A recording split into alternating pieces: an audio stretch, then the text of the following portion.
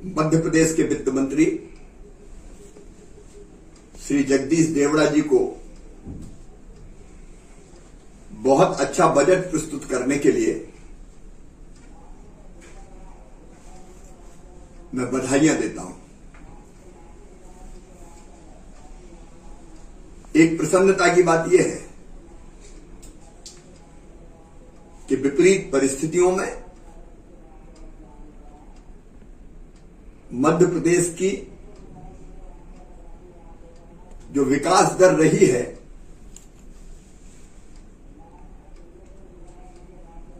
वो देश में करंट रेट पे अब तक जो प्राप्त आंकड़े उनमें सबसे ज्यादा है।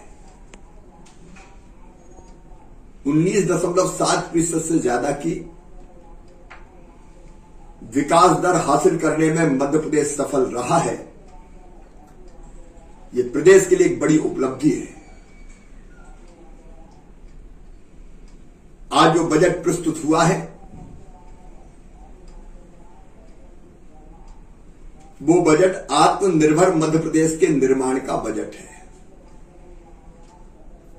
एक वैभवशाली, गौरवशाली, संपन्न और समृद्ध भारत के निर्माण का जो प्रधानमंत्री जी का संकल्प है, उस संकल्प की पूर्ति का ये बजट है। ये बजट केवल अर्थशास्त्रियों ने, अधिकारियों ने नहीं बनाया। ये बजट जनता के सुझाव के आधार पर भी बनाया गया है। हमने अर्थशास्त्रियों से, समाज के हर एक वर्ग से अलग अलग सुझाव आमंत्रित किए थे और मुझे बताती हुई प्रसन्नता है कि वित्त मंत्री जी ने उनमें से अनेकों सुझाव को सम्मिलित किया है। यह सर्वस्पर्शी और सर्वव्यापी बजट है। सर्वव्यापी का मतलब प्रदेश के हर अंचल, बुंदेलखंड हो, विंध्य हो, महाकौशल हो, ग्वालियर चंबल हो, मालवा हो, निमाड़ हो, भोपाल हो, अधोसंरचना का विकास और जन कल्याण की योजनाओं में सब अंचलों का संतुलित विकास का दर्पण है। ये बजट सबके साथ न्याय किया गया है और केवल सर्वव्यापी नहीं, सर्वस्पर्शी। अगर मैं कहूं कि ये गरीब कल्याण का बजट है तो गरीबों को राशन मिलता रहे, हर गरीब का पक्का मकान बने। अब मकान के लिए इतिहास में पहली बार एक ही वित्तीय वर्ष में 10,000 करोड़ रुपए की व्यवस्था की गई है।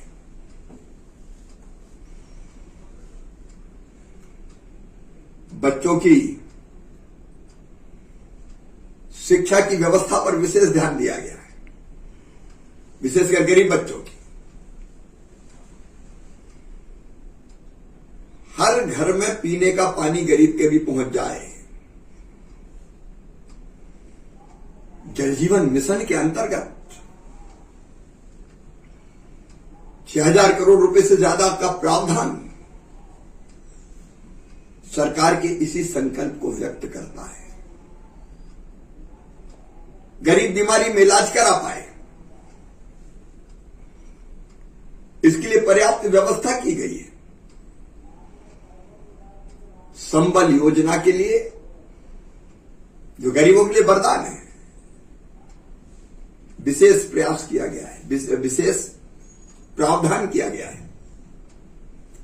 गरीब कल्याण के साथ साथ यह बजट किसानों के कल्याण का बजट है। किसान कल्याण की योजनाएं अभी इसी साल 7,618 करोड़ रुपया फसल बीमा योजना में दिए थे। इसके पहले 3,000 करोड़ रुपया आरबीसी 6.4 के अंतर्गत दिए थे। फसल बीमा योजना के लिए पर्याप्त प्रावधान है। किसानों को बिजली की जो सब्सिडी देते हैं लगभग 15,000 करोड़ रुपए की, उसके लिए प्रावधान है। फसल हानि पर राहत के लिए प्रावधान है। किसानों का उत्पाद गेहूं हो, धान हो, खरीदे, उसका प्रावधान किया गया है। मिलेट मिशन हो या प्राकृतिक और जैविक खेती, कृषि उत्पादक संगठन हो या फसल निर्यात को प्रोत्साहन, किसानों के लिए खाद, बीज और ऋण की उपलब्धता हो, इसलिए सहकारी संस्थाओं के सुदृढ़ीकरण, इन सब का ध्यान रखा गया है। कृषि के साथ साथ पशुपालन, उद्यानिकी, खाद्य प्रसंस्करण, मछली पालन जैसी गतिविधियों को बढ़ावा देने के लिए लगभग 20,027 करोड़ रुपए का बजट में प्रावधान किया गया है। ये बजट महिलाओं के उत्थान का बजट है। लाडली लक्ष्मी योजना में 1400 करोड़ रुपए के आसपास प्रावधान किया गया है। और केवल लाडली लक्ष्मी योजना नहीं, आर्थिक सशक्तिकरण कैसे हो बहन और बेटियों का, इसलिए आजीविका मिशन हेतु जो महिलाओं की, गरीब बहनों की आर्थिक आय बढ़ाने के लिए क्रांतिकारी काम कर रहा है, उसके लिए बजट में प्रावधान किया गया है। अनुसूचित जाति उपयोजना पर 19,020 करोड़ रुपए का प्रावधान किया गया है। वैसे ही जो हमारी अनुसूचित जनजाति उपयोजना है, उसमें 26,941 करोड़ रुपए का प्रावधान किया गया है। घुमंतु और अर्ध घुमंतु जातियों का भी पूरा ध्यान इस बजट में रखा गया है। कर्मचारी कल्याण भी इस बजट का फोकस है। महंगाई भत्ता 20 से बढ़ा के 31% कर दिया गया है। एक साथ शायद ये सबसे बड़ी बढ़ोतरी है। अधोसंरचना विकास, क्योंकि अधोसंरचना के विकास से अर्थव्यवस्था को गति मिलती है। उसके लिए 48,000 करोड़ से ज्यादा का प्रावधान मध्य प्रदेश की अर्थव्यवस्था को गतिशील बनाएगा। सड़कों के निर्माण के लिए, सिंचाई की व्यवस्थाओं के लिए, ऊर्जा, विशेषकर नवीकरणीय ऊर्जा के लिए विशेष प्रावधान किए गए हैं। अधोसंरचना निर्माण पर इतना खर्चा रोजगार के भी अनेकों अवसरों को सृजित करने का काम करेगा। अनुसूचित जाति उपयोजना पर 19,020 करोड़ रुपए का प्रावधान किया गया है। वैसे ही जो हमारी अनुसूचित जनजाति उपयोजना है, उसमें 26,941 करोड़ रुपए का प्रावधान किया गया है। घुमंतु और अर्ध घुमंतु जातियों का भी पूरा ध्यान इस बजट में रखा गया है। कर्मचारी कल्याण भी इस बजट का फोकस है।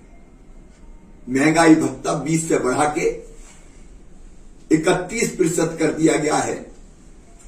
एक साथ शायद ये सबसे बड़ी बढ़ोतरी है। अधोसंरचना विकास, क्योंकि अधोसंरचना के विकास से अर्थव्यवस्था को गति मिलती है। उसके लिए 48,000 करोड़ से ज्यादा का प्रावधान मध्य प्रदेश की अर्थव्यवस्था को गतिशील बनाएगा। सड़कों के निर्माण के लिए, सिंचाई की व्यवस्थाओं के लिए, ऊर्जा, विशेषकर नवीकरणीय ऊर्जा के लिए विशेष प्रावधान किए गए हैं। अधोसंरचना निर्माण पर इतना खर्चा रोजगार के भी अनेकों अवसरों को सृजित करने का काम करेगा।